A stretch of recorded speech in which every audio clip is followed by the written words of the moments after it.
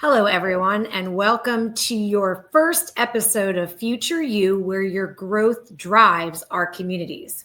I'm Andrea Dolan, VP of Marketing here at Future Home Loans, and I will be your host each week as we bring you insights, ideas, and real-world tips to help you succeed in today's evolving real estate world.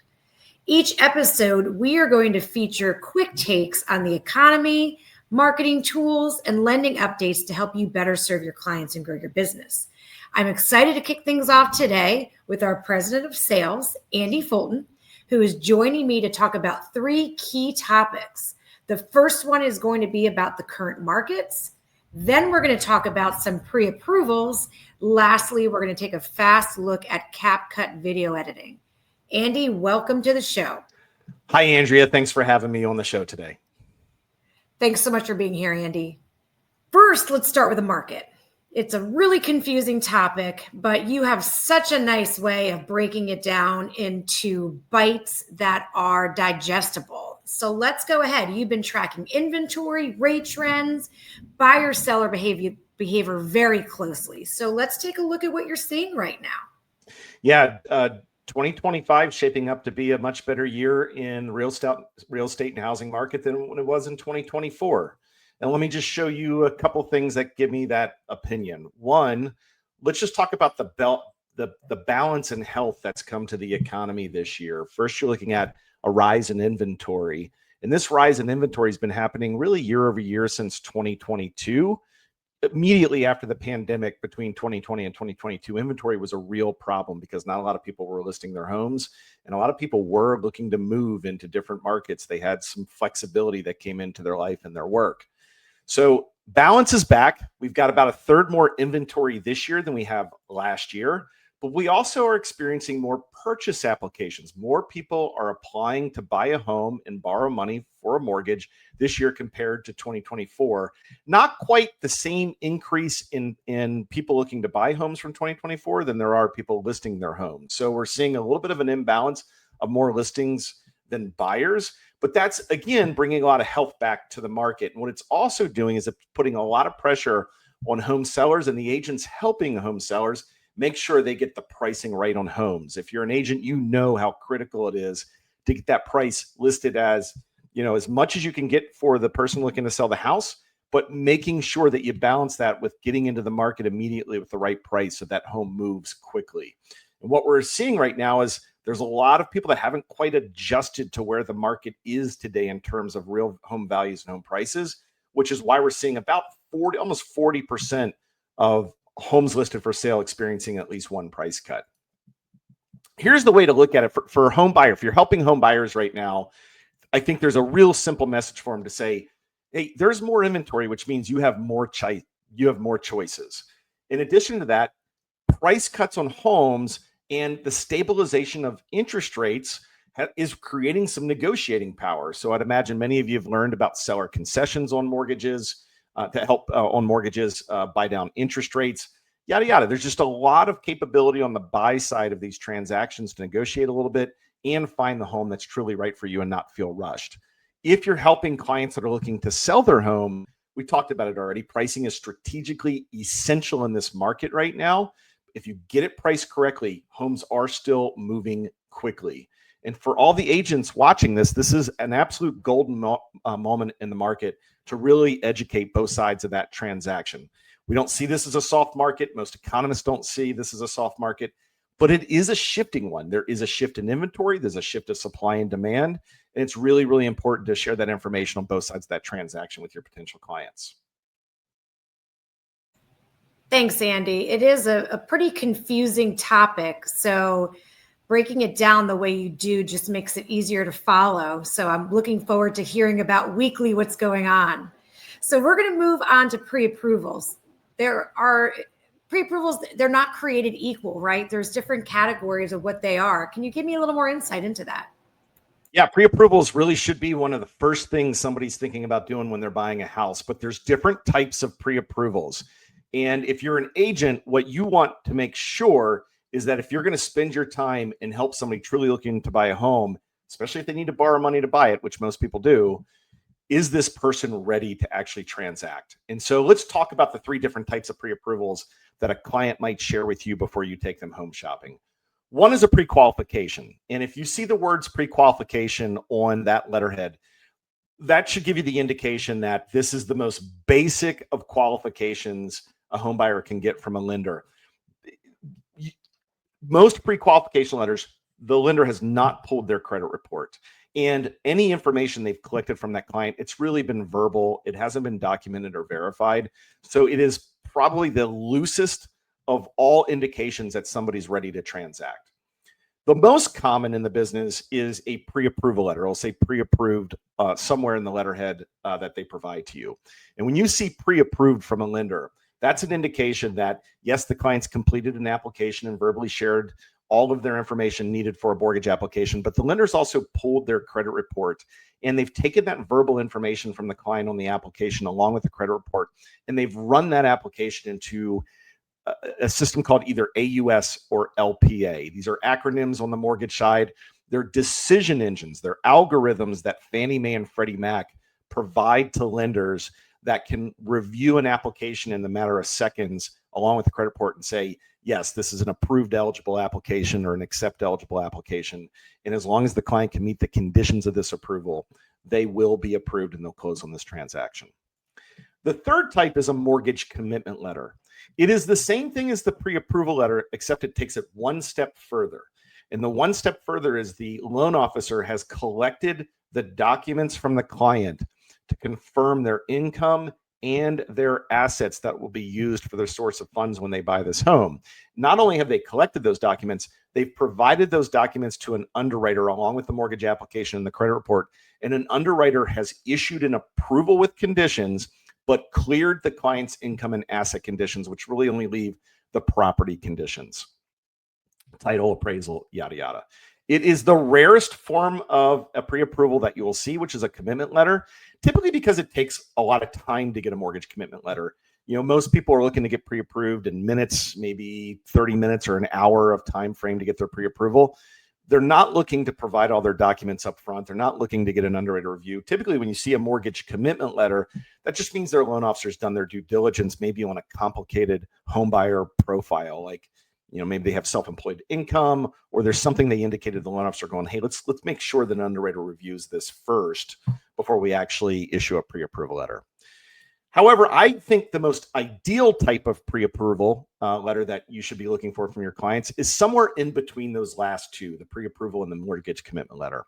I think what you're looking for is a pre-approval letter that certainly has the client's credit pulled, the application's complete, the loan officer has already received some, if not all, of the client's income and asset documents so they can source them. And all loan officers have calculators. They have tools that even if they're not experts at tax returns or experts at pay stubs, they can look at those pay stubs or tax returns, and they have a tool internally that will walk them through numbers they need to enter into the tool. And that tool will spit them out. Hey, here's the income you should use for this client's profile.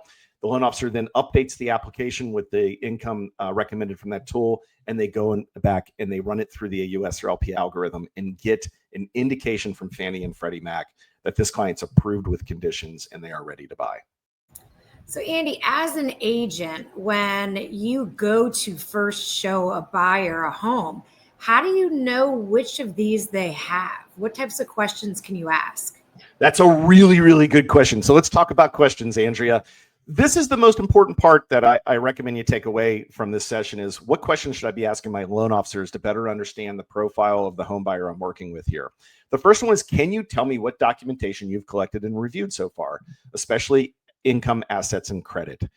Loan officers should share that information with you, and that should give you an indication. Are you dealing with a pre-qual, pre-approval, or a mortgage commitment letter?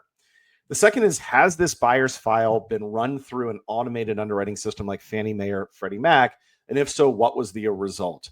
Again, this is kind of you holding that loan officer accountable to make sure they just didn't willy-nilly issue a pre-approval letter because somebody really put them pressure in terms of a time crunch, or they just didn't do their due diligence. That's a really, really smart question to ask a loan officer. You'll impress them by asking them that. Third is, have you or an underwriter reviewed the buyer's income and assets to confirm they meet the guidelines for the program? There's a really good chance you're going to get the answer no on this, no but. And that shouldn't shy you away from working with that home buyer. But listen to what the loan officer is saying. You might hear, no, but they have a very common income pro where their assets are easily documented. We don't see any red flags that would cause us to have to go through those steps at this point in the transaction, because there really isn't a transaction yet.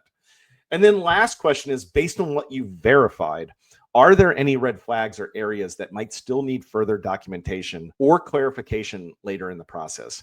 And quite honestly, I'd ask all four of these questions to every loan officer that you potentially are going to work with, because your home buyers provided that pre-approval letter. Get used to asking these, because it should increase your confidence and not only just making sure that we're setting this mutual client up for success, but we're really trying to avoid the pitfalls in the transactional process from purchase contract to close. We all know there's all kinds of things that can happen between those 2 points. Let's minimize the risk of some things that can happen by making sure we get the pre-approval letter up front right. That is awesome and such an important topic. Last thing is, video editing is such a big chunk of what we're doing today. And if some of the folks listening are like me and we're still trying to use Instagram to add captions to Reels, you've recently showed me CapCut and it has been a life-changing experience. So can you share some with us about CapCut and how you use it? Yeah, let's keep this really high level, right? So first off, for all real estate agents and our side loan officers, we've come to realize that video content through social media is some of the most effective and efficient marketing we can all do to promote ourselves and promote our business. We're all typically using Meta, which is Instagram and Facebook, and Instagram has a fantastic video editing tool already built inside of it. But sometimes it's a little bit complicated, or you might be looking for more capability than what you can get inside of Instagram. And that's where CapCut comes in. So we've gotten really familiar with CapCut at Future Home Loans. It is such a simple and easy tool, and it is not very expensive at all. So let's talk about what CapCut does. Most of us are shooting video content with our phones, whether you have an iPhone or a Droid, doesn't matter. They have incredible cameras.